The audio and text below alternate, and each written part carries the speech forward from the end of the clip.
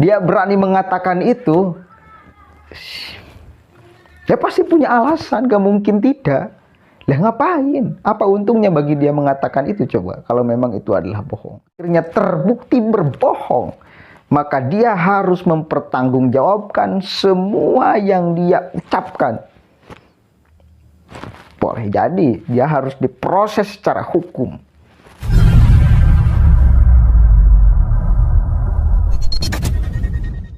Assalamualaikum warahmatullahi wabarakatuh. Hamdan syukran lillah, amma ba'd. Sahabat manusia plural yang saya hormati dan saya banggakan, Refly Harun mulai terusik keluar dari sarangnya menanggapi apa yang dikatakan oleh Rizal Afif. Bahkan Refly Harun sangat yakin bahwa Rizal Afif lah yang berbohong di sini. Oke, mari kita dengarkan statement Bang Refly Harun. Tapi pengakuan dari Rizal Afif ini sama sekali bohong, sama sekali keliru. Kenapa begitu? Karena di depan saya ada Ustadz Dewa. Ustadz Dewa inilah yang memperkenalkan dan membawa Rizal Afif kepada saya, yang sebelumnya saya sama sekali nggak kenal. Jadi itu bukan pada pertengahan Februari, tapi pada tanggal 9 Februari. Setelah diperkenalkan, ngobrol-ngobrol dan lain sebagainya, barulah kita mengadakan podcast. Podcastnya live streaming. Jadi tidak ada catatan-catatan dan lain sebagainya. Bahwa yang mengaku sebagai napi teroris adalah dia sendiri. Justru saya mengetahui itu adalah pengakuan dari dia. Pengakuan dari dia bahwa dia napi teroris. Dia disuruh menyampaikan pesan dari Habib Bahar dan Munarman untuk membersihkan namanya. Ini saya sama sekali tidak mengetahui ini. Di video dia bilang kenal Bang Refly Harun di dalam lapas. Betul, saya tahu abang menjenguk Habib Bahar karena memang saya juga ada di situ. Tapi tidak pernah Habib Bahar mengenalkan Rizal Afif kepada Bang Refly. Oke, dia berargumen bahwa Rizal Afif dikenalkan oleh seorang ustadz yang ada di depannya, yang namanya Ustadz Dewa itu katanya ya. Kemudian yang kedua, juga tayangan itu secara live.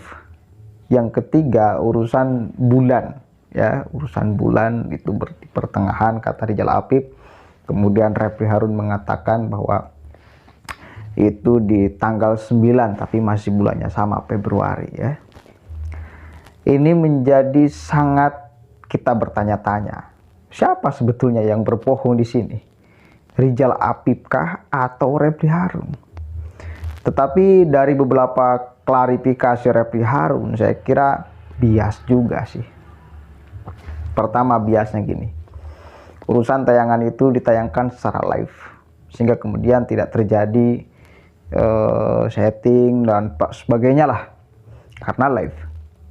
Kalau orang yang baru tahu YouTube ya mungkin akan percaya saja, saya punya YouTube. Mungkin sebelumnya juga disetting sebelum ngomong tuh ya. Kemudian yang kedua, setelahnya juga bisa disetting. Atau bahkan kalau merasa bahwa informasinya hoax, informasinya bohong, take down sebelum viral. Hapus. Ini kan enggak. Dia biarkan aja. Ya, sekarang baru kayaknya sudah nggak ada tuh video di channel Refly Harun. Setelah viral, setelah kemudian Rizal Afif mengatakan semuanya. Itu yang pertama, masalah live. Jadi sama sekali gak bisa dijadikan argumentasi yang kuat, saya kira. Refly Harun membenarkan dirinya dengan argumentasi itu. Kemudian yang kedua, urusan terbitnya di bulan tanggal pertengahan bulan. Perkiraan kan kata Rizal Afif. Kemudian Refly Harun mengatakan tanggal 9, masih Februari lah. Tanggal 9 juga kan masuknya sudah masuk, bukan awal-awal banget kan. Jadi itu juga ngapain dijadikan argumentasi untuk mematahkan apa yang dikatakan oleh Rizal Afif. Itu yang kedua, saya kira juga itu sangat lemah sekali. Kemudian yang ketiga, nah ini baru yang ketiga itu, katanya justru nggak ada Rizal Afif diperkenalkan oleh Habib Bahar, apalagi di setting untuk kemudian masuk di podcast Refly Harun untuk mengatakan itu. Nah ini baru. Tetapi satu kali lagi, ini siapa yang berbohong di sini? Saya kira aparat kepolisian perlu hadir di sini untuk mendeteksi siapa sebetulnya yang berbohong. Karena masing-masing ini pasti dia mengklaim sebagai orang yang saya benar apa yang saya ucapkan. Rizal Apip juga pasti mengatakan bahwa saya benar apa yang saya ucapkan. Dengan masing-masingnya juga ada saksi pastinya. Maka untuk kemudian lebih meyakinkan masyarakat, saya kira aparat kepolisian perlu hadir di sini. Karena ini bukan masalah yang biasa. Ini bukan masalah yang sepele. Ini bukan masalah yang bisa dianggap remeh dan ecek-ecek, saya kira. Menyangkut terorisme, bos. Orang kok masih bisa berani mengklaim dirinya sebagai mantan napiter. Gitu loh. Kok bisa ada orang yang sekonyol itu loh. Ya, ngapain, apa bangganya sebagai mantan napiter? Nah, artinya kan seolah mengafirmasi bahwa teroris itu sangat dibanggakan oleh banyak orang.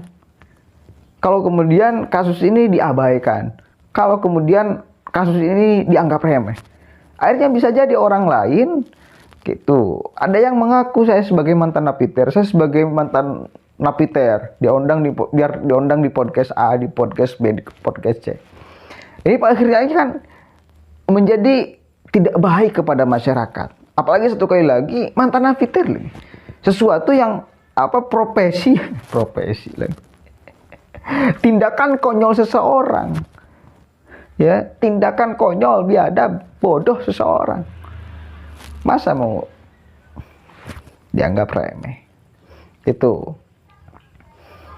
Oke, karena sekali lagi masing-masing akan mengatakan bahwa dirinya yang paling benar. Rizal Apip juga saya kira dia berani mengatakan itu, dia pasti punya alasan, gak mungkin tidak. Lah ngapain? Apa untungnya bagi dia mengatakan itu coba kalau memang itu adalah bohong? Tapi satu kali lagi, balik lagi. Ini kita masih bias, masih belum tahu siapa yang berbohong di sini. Maka ini harus bisa diperjelas. Aparat kepolisian harus berada di tengah untuk menjelaskan, ya, untuk mendeteksi siapa yang sebetulnya berbohong. Kalau pada akhirnya terbukti misal Rizal Apip yang berbohong, hukum tambah berat. Selain daripada dia dihukum sebagai seorang penculik anak, pelaku pedofil, dia harus dihukum atas pengakuan bohongnya sebagai mantan napiter. Tapi sebaliknya, jika Reply yang pada akhirnya terbukti berbohong, maka dia harus mempertanggungjawabkan semua yang dia ucapkan. Boleh jadi dia harus diproses secara hukum. Kalau pada akhirnya terbukti Reply lah yang berbohong. Kita akan menunggu informasi lanjutan akan berending seperti apa. Mudah-mudahan secepatnya ada kejelasan. Allahul muwaffiq ila aqwamit thoriq, wallahu a'lam bishawab. Aparat kepolisian jangan sampai diam. Assalamualaikum warahmatullahi wabarakatuh.